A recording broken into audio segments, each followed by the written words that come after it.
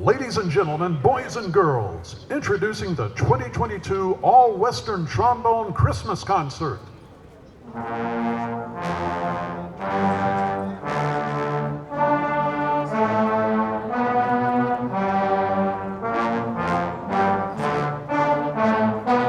With Trombone Christmas special guest conductor, Wicks, and our Grand Marshal, Steve Trapani.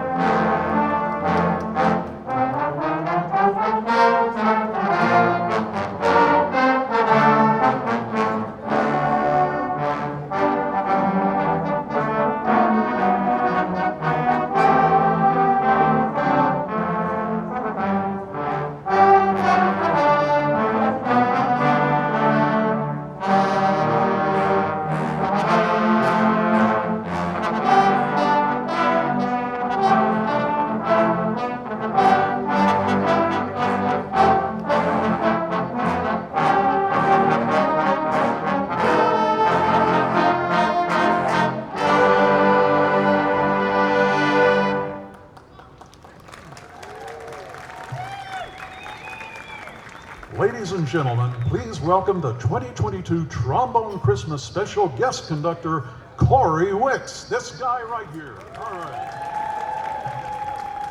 For our first selection, in 1965, the Broadway composer Jerry Herman had the idea of transforming the 1956 play Annie-Main into a musical.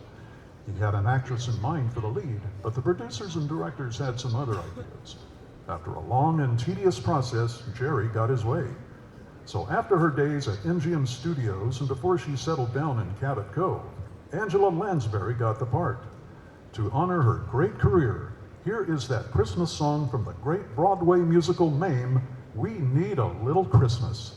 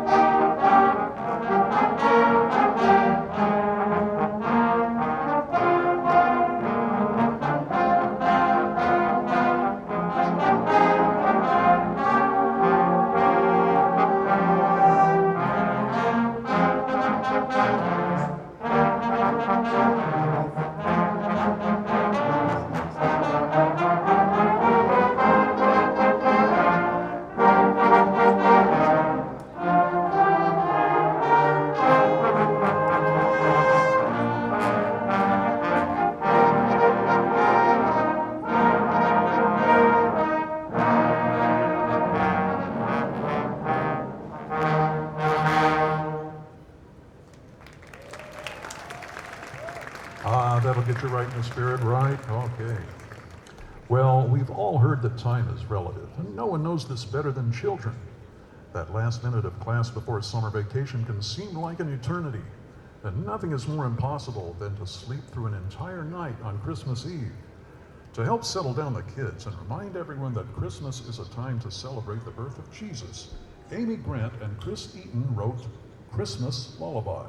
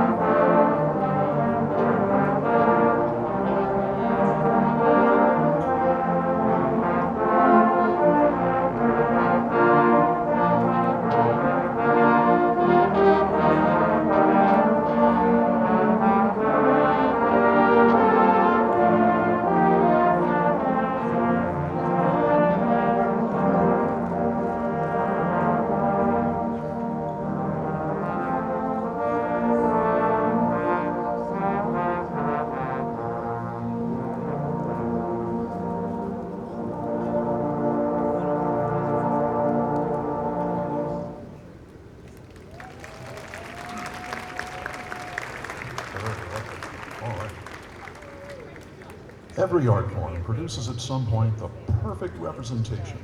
It may not be the best, but it has all the key elements of that art form. In 1751, the perfect representation of a Christmas church hymn was published by John Reading. Ladies and gentlemen, O come all ye faithful.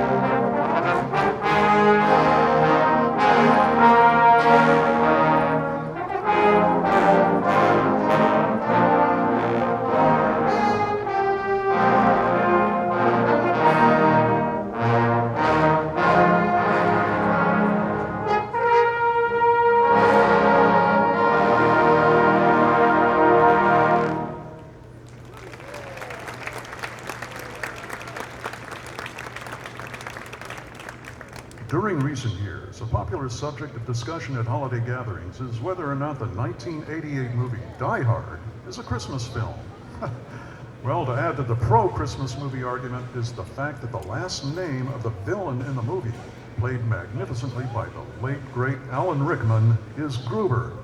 The name of the composer of our next song is also Gruber. Coincidence? Well, here is Franz Xavier Gruber's Christmas classic, Silent Night.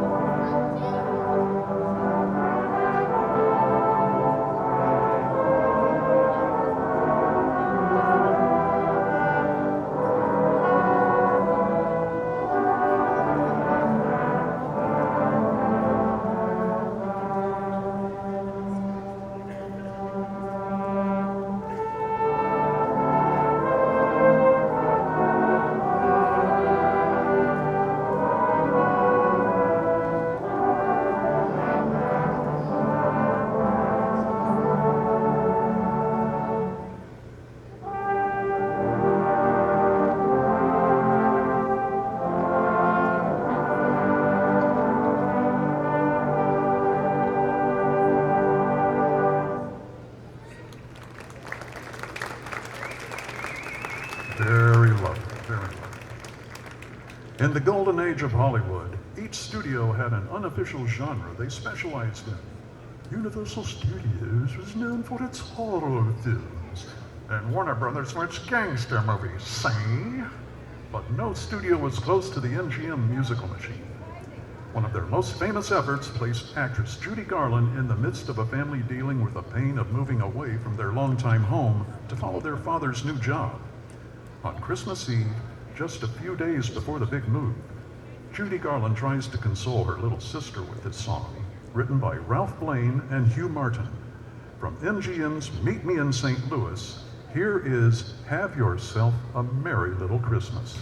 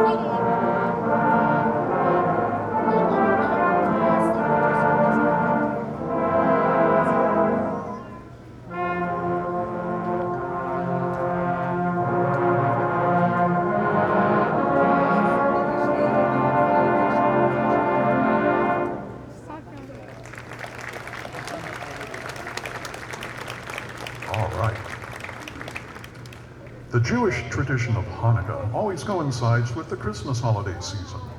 In celebration of this time, we present a piece of music simply entitled, O Hanukkah.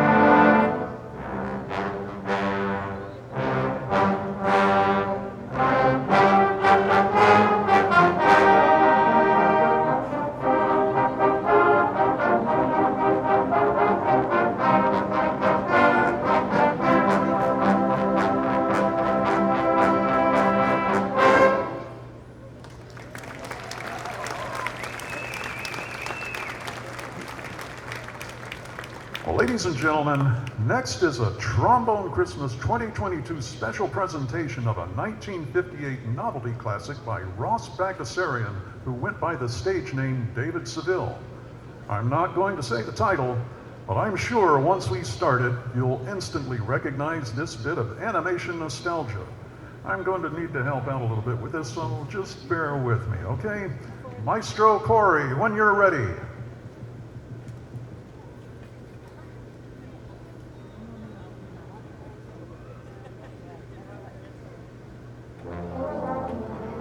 All right, you trombones, ready to play your song?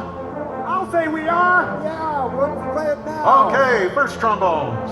Okay. Okay, second trombone. Okay. Okay, fourth trombones. Fourth trombone. Trombones!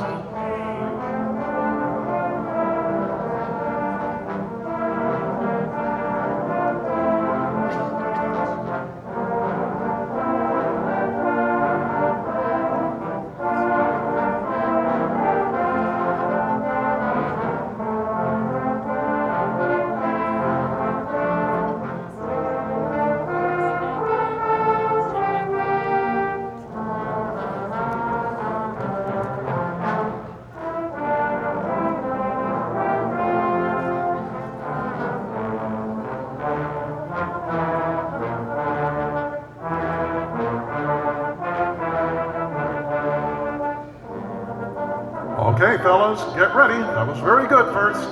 Naturally. Very good seconds. Thank you. Fourths, you're a little flat. Watch it. Fourths, fourths, fourths! Okay.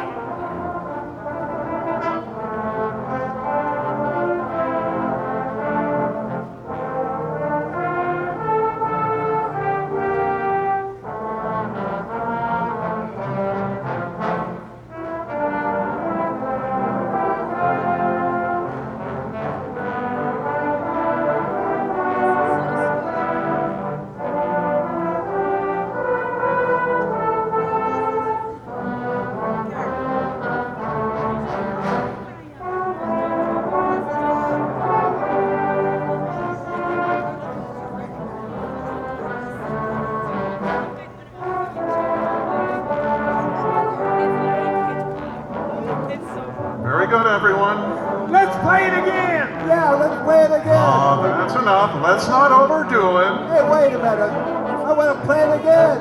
Let's play it again. No, wait a minute. Let's play it Group, again. come on. I want to play it Go play it again. again. No, No, no, we're losing control here. Play it again. One more time.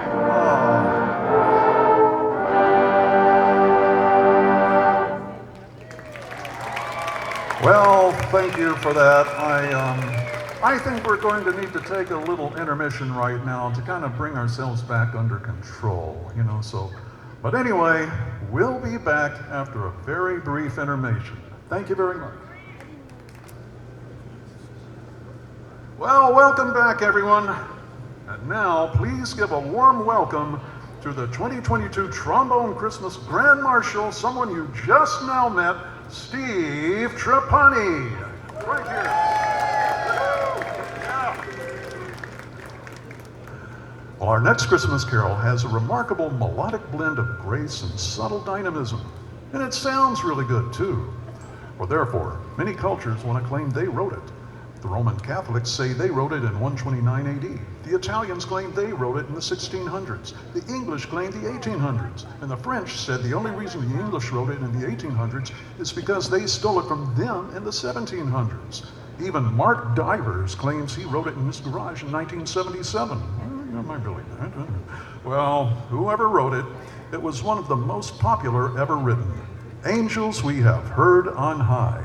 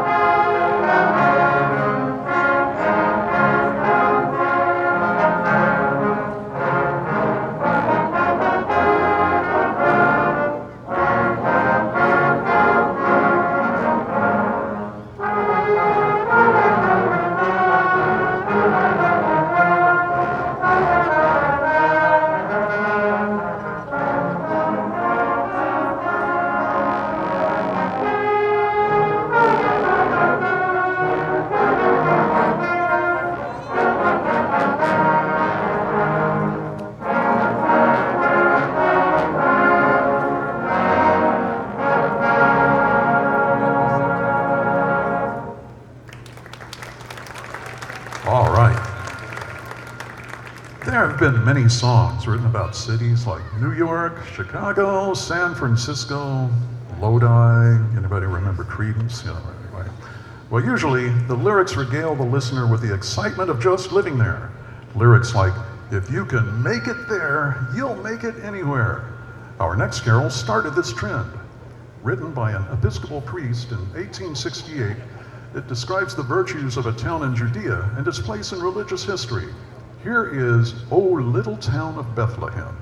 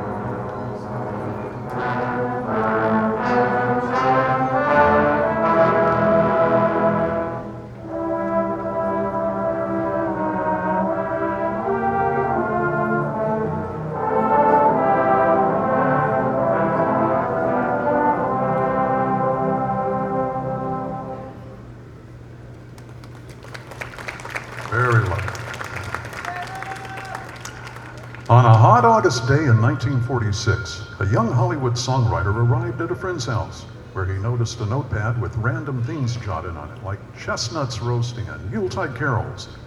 The friend explained that it was so hot, he was writing a list of things that reminded him of Christmas and its much cooler weather. 40 minutes and 2 cold beers later, one of the all-time most popular Christmas tunes was written by Mel Torme and Bob Wells. It so captured the essence of the season that it has come to be known simply as the Christmas song.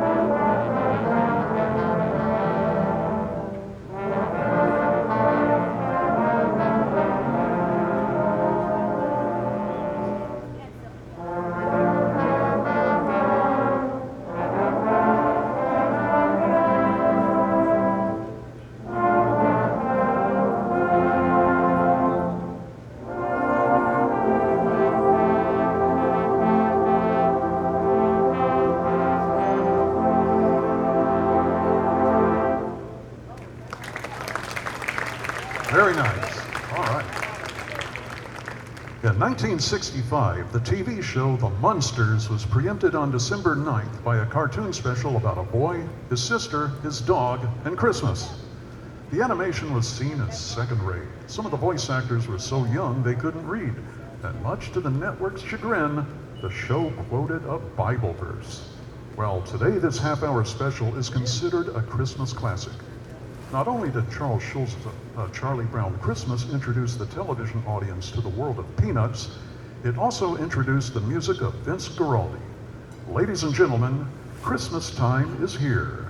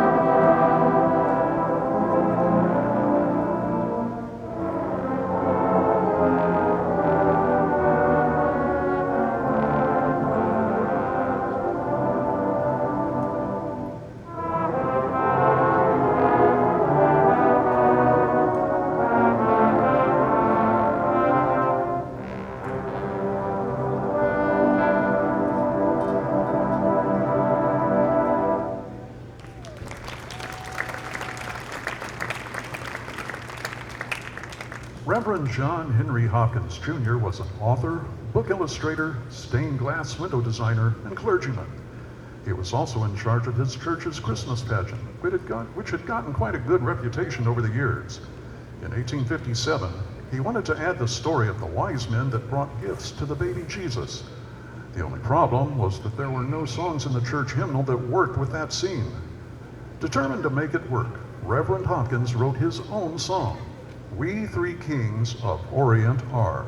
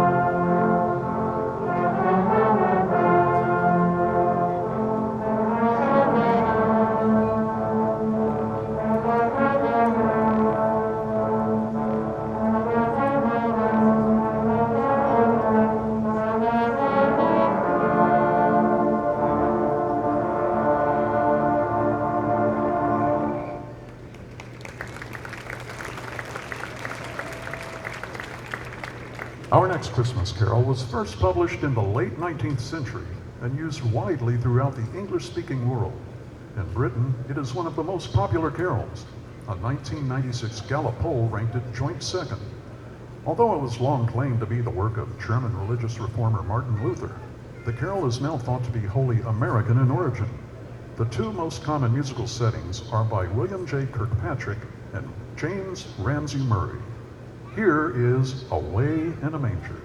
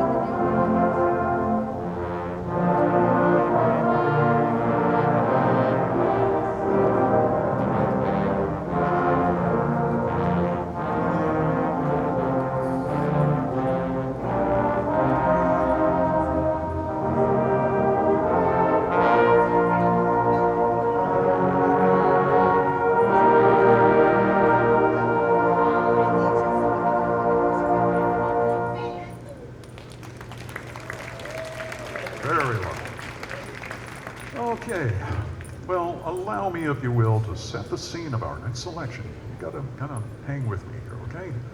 Clara and the prince travel in a nutshell boat pulled by dolphins to the beautiful land of sweets in Conductor, ruled by the Sugar Plum Fairy.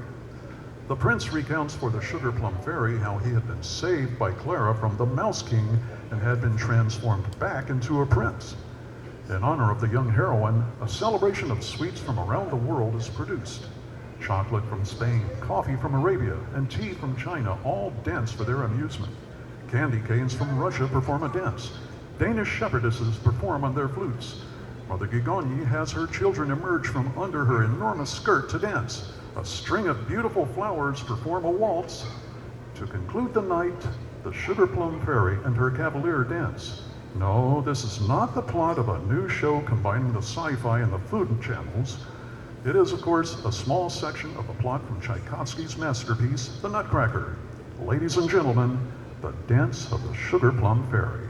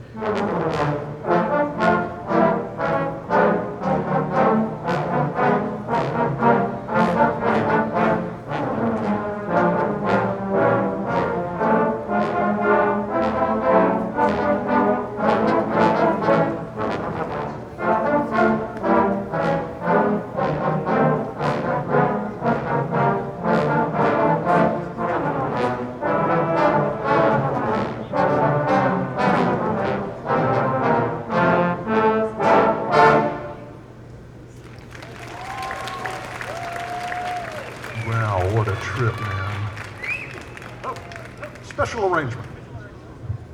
Yes, before we get into our last song, I do want to recognize, first of all, let's give it up for these people.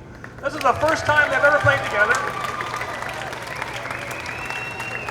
They got up here at 9 o'clock in the morning, sat down and went through a 2-hour rehearsal. Just fantastic. It was just really, really good. I want to, gentlemen, I want the first players to stand up and take a bow first. These are please playing the lead parts. Very high, very accurate. Thank you very much. Okay, the second section.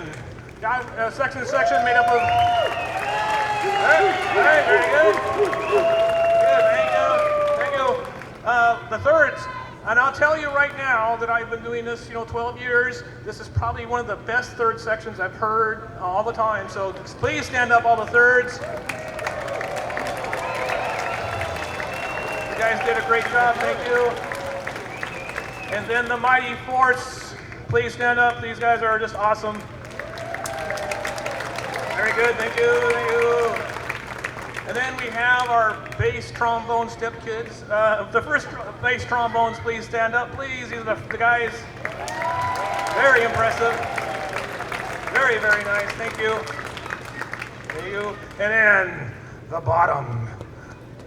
Okay, let's go with that. The second bass trombones, the rock of the group. Please stand up. Second bass trombones. Very awesome, very good. Thank you very much, everybody. That was fantastic. Make sure you come see me about parking validation if you haven't got that done yet. I'm the guy just over there. We'll get you taken care of. And anyway, once again, thanks everybody for coming to us. Our last tune. Maestro, would you go ahead and take us out? All right. Well, as Doug said, we've come to the last tune of our program. In 1963, Andy Williams was getting ready for his first TV special. He asked his songwriters to compose a new Christmas song. They asked him if he had any ideas for the song. Mr. Williams impatiently replied, "Christmas is the most wonderful time of the year. How can you not be inspired by that?" So they were. From the songwriting team of Edward Pola and George Weil, it's the most wonderful time of the year.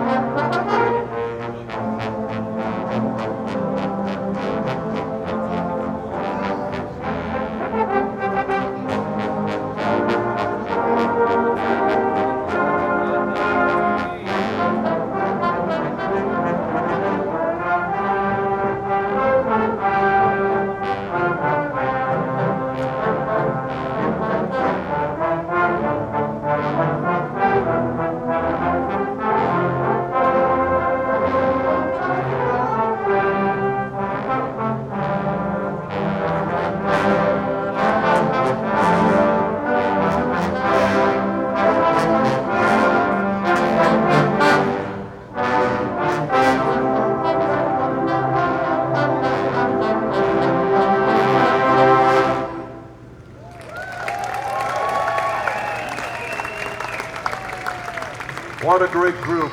Thanks for coming out, everybody. On behalf of Trombone Christmas, I'm your announcer, Rich Bullock, and we wish you a very happy holiday season, and we'll see you next year. Bye-bye.